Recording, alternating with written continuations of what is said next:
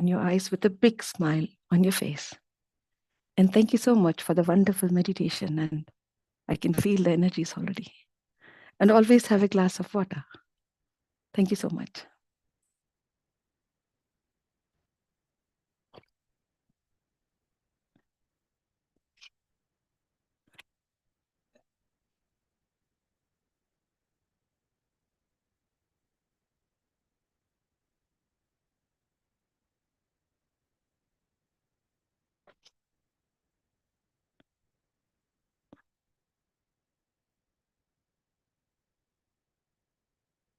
Shall we start with our session now? Yeah, okay. So there is a wonderful book I got from the masters last week. And in that big shelf, these are the only two books which got the eye. And this is called Principles for Successful Living. And this is the book which the second chapter I'm going to read. The difference between learning and wisdom. A company once recruited two employees, equally competent and intelligent, but from different backgrounds. While employee A was stylish, confident, and had graduated from the country's best institute, employee B was rather subdued, yet sophisticated, with no great qualifications to boast of the other than a few years of experience. However, employee B was always considered the wiser of the two and often given better opportunities. Employee A was upset and asked the president of the company why he was considered less wise, when he was definitely more learned than B. The president's answer made A understand the real perspective of life. So this is a very, very short session, chapter, but it's a very big meaningful. And the questions here goes, the author asks, what was the president's answer? And what is the implication of this story? So these are the two questions which the author is asking us. Yeah. Yeah, masters, anyone would like to answer these questions? It will be an interactive one.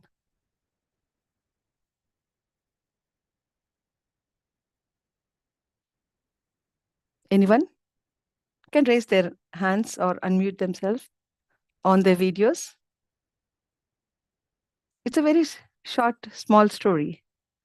Madhavi, probably you will have to repeat the question once again to everyone. So meanwhile some answers would come. Okay. What was the president's answer? That was the first question. And what is the implication of this story? Because employee A was very stylish and also well-educated and well-qualified and everything, whereas employee B was having a few years of experience and he's coming from like the, what you call in a small village, and it's not having a great university and not, but still both were employed, but the president gives more importance or the more value to the employee B rather than employee A. This was the story, and this was the conversation. And now the employee goes to the president and asks, why am I treated so low? Or why am I not considered? Whereas employee B is considered really great. So what is this, the differences? So the author was asking these questions. So anyone would like to say or highlight?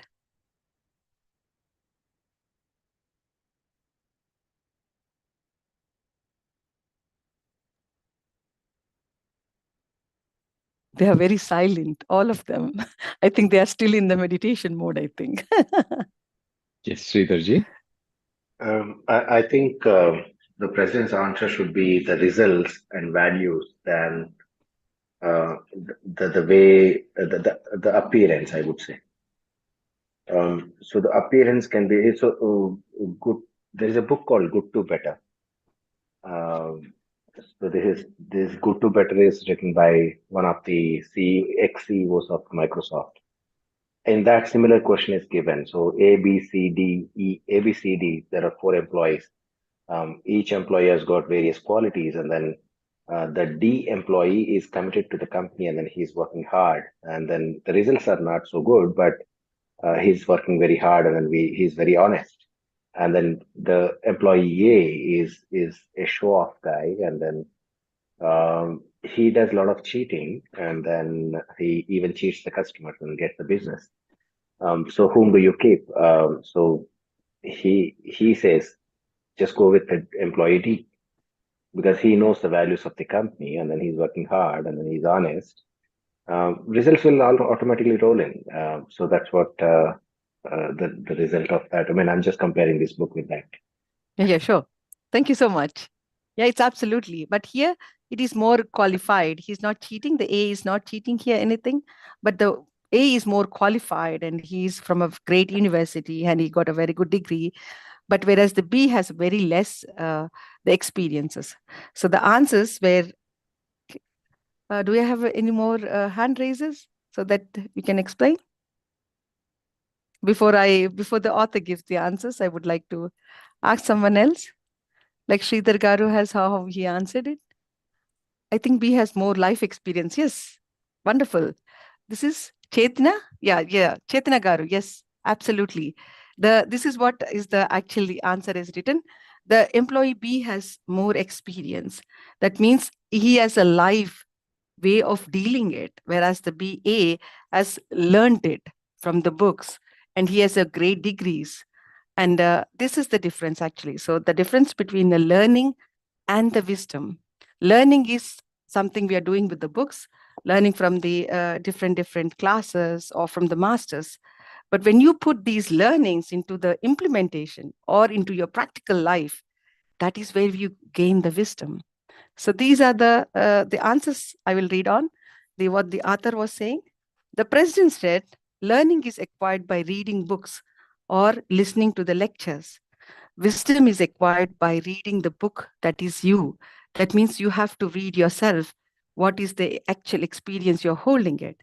And the second answer is acquiring knowledge by reading books and listening to the lectures is passive and external. This is only borrowed stuff. Reading the book that is you involves the process of thinking, imagining, visualizing, deciding, etc. These processes are active and internal. They are original and creative.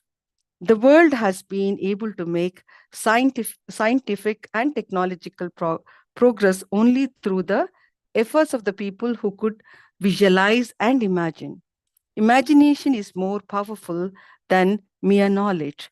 Wisdom merges out of self-knowledge. Reading the book that is you is not an easy task at all. For every minute of the day brings a new edition of the book. So this is what the author is trying to say. And these are the two things which I really liked it, because I was also learning, but I was putting more into practice. Like whatever I'm learning, I wanted to do it in practical and then see how it comes out. Sometimes lecturers used to say that don't put everything in practical, Madhvi. Some things you just need to learn. But I wanted to see the outcome because I'm from a biology. So I wanted to experiment and see what it comes out. So that is how I thought that this is more, the nice topic to share today. So I took this, the difference between the learning and the wisdom. So this is a short story as well as the question and answers from this great author. Thank you so much. Yeah, masters. Anyone would like to share anything or ask anything, please unmute yourself. And tell me your experience in the meditation, how it was. Yeah, Ram, go ahead. Yeah, Usha, go ahead. Yeah, Ram, go ahead. Oh, maybe Usha. Usha, please. Thank you, Madhvi. Thank you for the wonderful meditation. Though I joined a couple of minutes later, it was very peaceful. Yeah, I felt, the calmness from the birds chirping and everything. It was so good. And though it was a short story or very short one, now the mind ponders, okay, how this can be used. Thank you so much for sharing. Thank you so much, Usha. Thank you.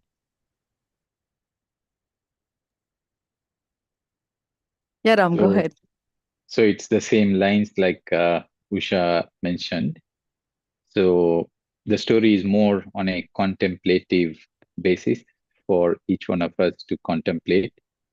And for me, the very first thought that comes is through the books we read or through the statements or messages that we get on social media, this is all sometimes remains as a beautiful message when we read them, and we stay as employee A, while the right intention of seeing the beauty of these messages is to move from employee A to employee B, which means any quote that we read, any message that we connect to, let us not stop just being at employee A, just sit with that quote and see what it truly means to my life, to our life, to the reader's life,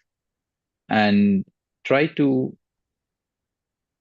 bring out an essence on how to implement it or how to see it through the eyes of experience one has underwent, so that we move from being an employee A to employee B. Because in this current world we have so much of information that is readily available, and this particular story is a reminder that we all need to move from information gatherers, information passerbys, to truly something that information helps us to become wise, so that we move from being employee A to employee B. And here, who is the supervisor or the boss is our own awareness, is our own self. So we just need to sit through. And I think every quote that to which we connect to, we have to sit as an employee A, because we connect to, then we are an employee A, then we take the essence of it and see through our experiences, then we are passing on to employee B. Employee B, absolutely. Absolutely. Thank you, Madhu. So nicely explained, Ram. It's really, that's great. Like how this has been, like put it into simple sentences and you're explaining. Oh, that's beautiful. Thank you so much. I really liked one statement from this book is called, this is like we have to be ourselves to get this employee B. As you mentioned that employee A is also we and employee B is also us, and the awareness is our boss. And we have to move from employee A to B. It takes a while because we need to read our own book. That means we need to read our own selves to understand and to believe ourselves and to trust ourselves. And then we become the greater version of our own. This is beautiful how you explained it. Thank you. Yeah, there's one more question in the chat. May I ask one out of context question? Indirani. Yeah, please go ahead, Indirani.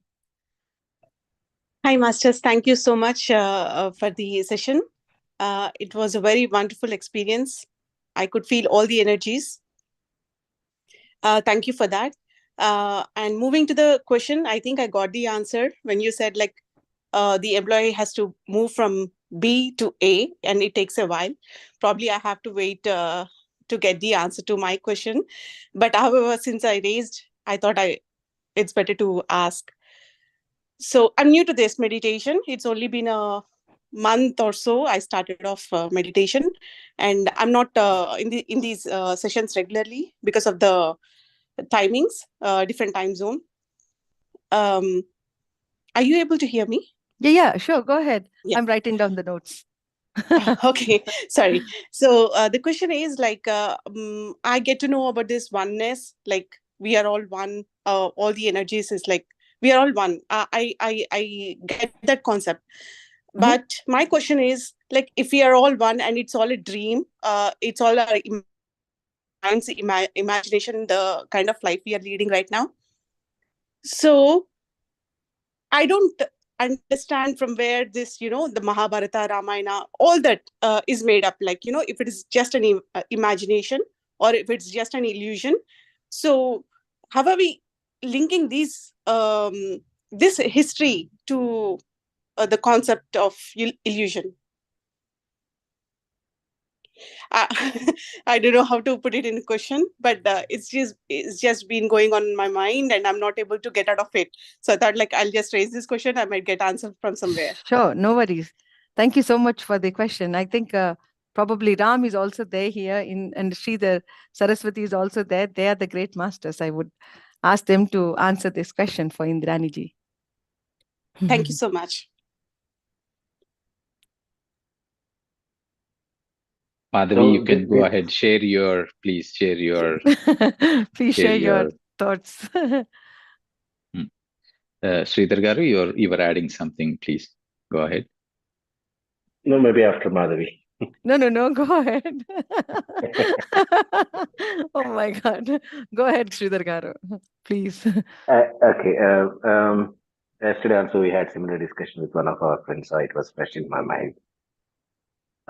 Say I go to office in Bangalore traffic, it takes 1.5 hours, and while going 1.5 hours, while coming 1.5 hours. Usually, I keep some podcast or some Kindle books to read on Bluetooth so that I listen to them and then keep driving so that I'm not bothered about the traffic. Mhm. At the same time, I enjoy the traffic because the more delayed it is, the more chapters I can cover. Mhm. So that's my universe of looking at traffic. At the same time, I see a lot of guys getting irritated, honking and cursing people. All that is happening. It's the same traffic, same vehicles, same Bangalore. The time is same. Each one perceives the situation in different ways. Each one looks at the universe with their own perception. And imagine if Mahabharata is happening, Kurukshetra is happening. Each one has got their own way of looking at that situation and reacting to it. Mhm. And in a broader sense, some set of qualities match with their imagination. So they take a side of one side, the other take the other side of it. Both are correct. And if you look at the broader picture, there's no right and wrong. It's a Mhm. perception of right and wrong. And that's how it is. So it's the um, same water of being in different containers, and then each container gives a different flavor of that water or different quality of that water, but it's H2O ultimately. So each of those containers think that this is the best water available, and then but when you ultimately look into it, it's the same. The essence is same. The consciousness is same, but it is taking different shapes and different perceptions being in different containers. Those containers are nothing but our bodies and circumstances and then situations and then the places where we are. So based on that, we and the programming which is done by our parents and close guys and friends and all those people who put the programming in our brains in early stages, so that also gives a perception. And those perceptions are the ones which will make us to believe something and not to believe something, and then fight for something and love something. And those are the what do you say, the limitation? I won't say limitations. Those are the Maya, which they call it. That's the Maya actually. And once you realize through meditation, what I found is through meditation you can realize that this is a Maya which is playing around, but the essence is H2O, which is water.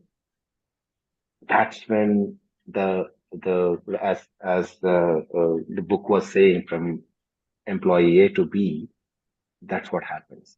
It's not about how stylish we look or how we appear to the world, but it's the inner sense which is same everywhere. That matters. And once you understand that part of it, then there is no fight. Till then there is a fight because you think there's the world, others think the other world. There's a conflict. But if both of them can realize it's the same essence in a different lens, then that entire perception changes and then it becomes oneness. I wish everybody meditates and gets into oneness and taste that oneness at least once, so they understand this entire concept of oneness. That's all I would say. Thank you.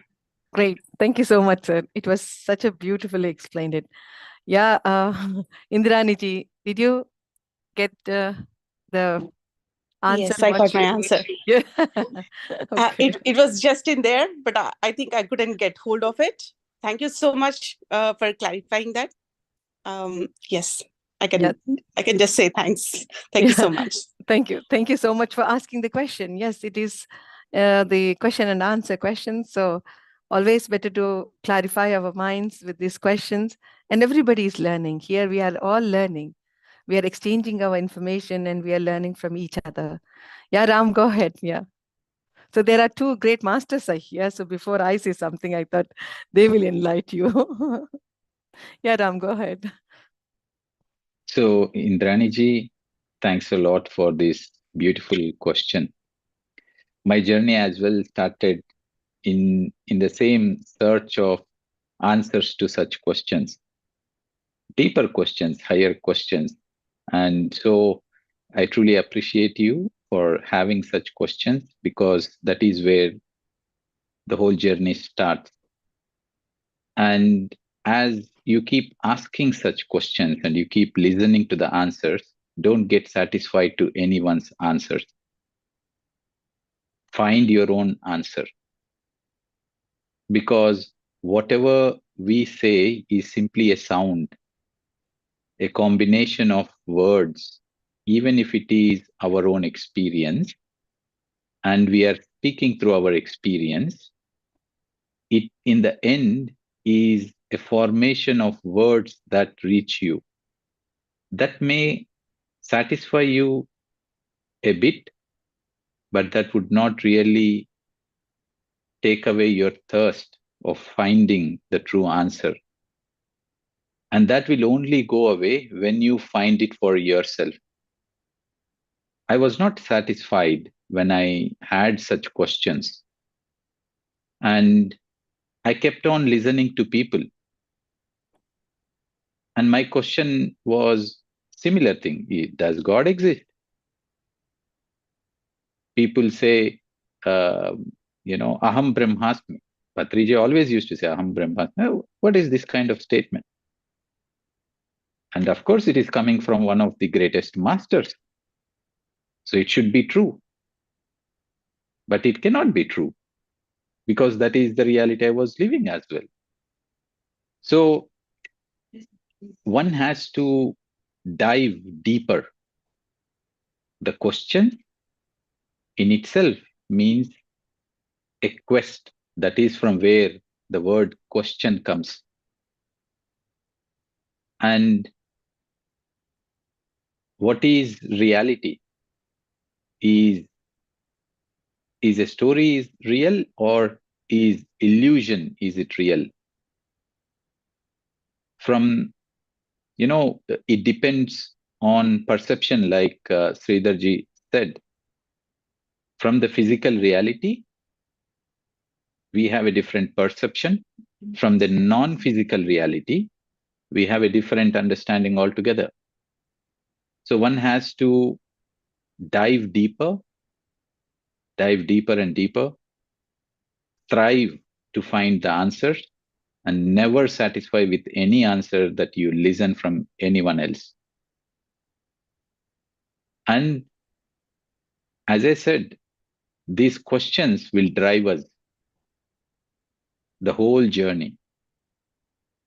And we all can experience the oneness and as well clarify our own answers, connect to the wisdom part. Like it's exactly this, employee A to employee B. I want that each one of us, by listening to everyone, by asking questions like you have asked, we get the information and we become employee A. Don't be satisfied by just becoming an employee A. There may be employee Bs telling you or giving you the answers. So we only remain at employee A. However, our question should really take us deeper. More and more meditation. The bigger the questions, the bigger the meditation. The smaller the questions, the smaller the meditation. The bigger the questions, the bigger the swadhyaya, means more of the reading. The bigger the questions, the bigger we have to open our ears. So your question is so very big, Indraniji, and I appreciate you that you are asking such big questions. And I would not want to give you clear answer because I don't want to try to satisfy you with the answer. I just want to inspire you that you will find your answer greatly and that you will share to all of us your learning, your understanding. If someone had said it is an illusion, it is because it is true for them that it was illusion. If someone had said that this is not an illusion, this is all true, because it is true for them. And now it is our time to search and find what is the reality. Again, never get satisfied with neither of the answers. Find your answer. Thank you. Thank you so much, Ram. It was such a wonderful way of explaining. See, I couldn't have explained the way you and Sridhar Garu has explained it. I hope Indraniji has got the enough answers. So I would ask her to just meditate and get all the answers, because we may give you the satisfied answers, but the answer and the question which you are asking, I think you only the person, you know it, because within yourself as a master who can guide you more than we or more than I, at least. So as Ram just now mentioned it, the the thirst of searching, or the thirst of your question, should get the answer from yourself only. Yes, we all give you the different answers from various experiences, but the real answer you will get only when you give yourself that thought or that time to investigate that question. So that is the only thing which I can say. Just try to meditate and get the answer from yourself. So yeah, thank you so much, Raman. Thank you so much, Indrajni. And I saw that Sasidhar has raised a question or raised a hand. Yeah, you could unmute yourself, Sasidhar, and share your experience. Actually, it's not a question. I was like, it's just a clap for the answer which was given by the Master Sridhar. Okay, from the employee A to It's just employee like B. an appreciation. Okay, great. And how was your meditation, by the way? Because you said that you were not able to do meditation, but within the group, Yeah, and how did you feel it? yeah. Even I also even I thought before starting this session, I start in the initial time, in the starting time, I maybe stop it after 10 minutes or something. My mind will be full of thoughts or something. But once after 5 minutes or something, I don't remember like how it completed by those last 25 minutes. Like I was Yes. not in this world. When I Uh, opened my eyes, I was like, okay, half an hour is completed. It's a yeah, very good okay, session and very good. great. Thank you so much. Thank you for the Ram for choosing such a beautiful. Even for a while, even I was like gone to that forest, and I was actually listening to those birds. The music is so live, actually, like as if each and every bird is trying to talk or say something, or to sing something in their own tune. That is really beautiful, actually. It's great. I mean, you can always join in the sessions, and it is for me also.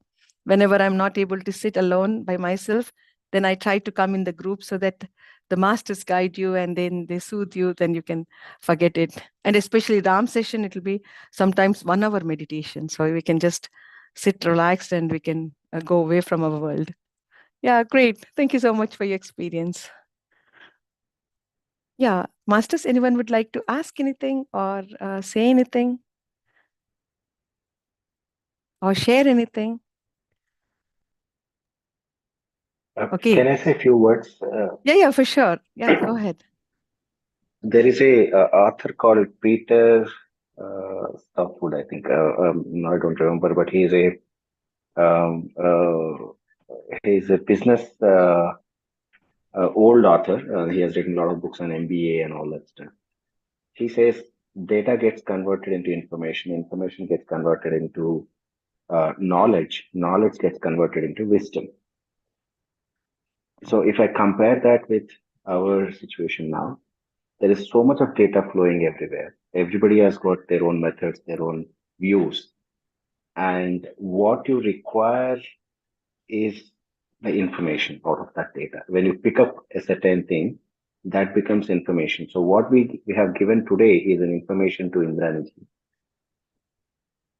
But that information has to be converted into knowledge. When it will be converted, when she finds her own answer through meditation, that becomes knowledge. And when she goes little in depth, that becomes wisdom, so that she can share it to everybody. Absolutely. Beautiful. With one like kind of a statement like data, info, and then wisdom. Yeah. So like it in a one string. Data, information, knowledge, and wisdom. Knowledge. There's a middle, it's a knowledge. Okay. Okay. Data Data, becomes info, information, and then knowledge, and then wisdom. Okay, great. wisdom. Beautifully how you explained it in a short statement. We are collecting the data. That data we need to get the information. Out of information, we have to make our knowledge by sitting and doing the meditation, and then it gets to a wisdom where she can also give the answers, or she can convey the messages what she got it. Beautiful. Thank you so much. It's how nice this is. Such a short story, but it gives so much insights of employee A and employee B. Like, it's really wonderful stories. It's not like one, it is around 101, like almost 101 stories are there in this short book. But all are very, very small, but they are very profound meaning in it. Great. Yeah, friends, anyone would like to ask anything, masters, or convey anything, discuss anything? If not, then I hand over to Ram. And thank you so much for being here, and keep meditating and have a wonderful, wonderful evening. And yeah, I say namaste and thank you so much. Thank you. Thanks a lot, Madhavi, for leading this beautiful session today. And thanks, everyone. And beautiful conversations. And I wish you all a wonderful time. We will meet back soon on Beam platform with the next meditation. Namaste. Namaste. Thank you so much.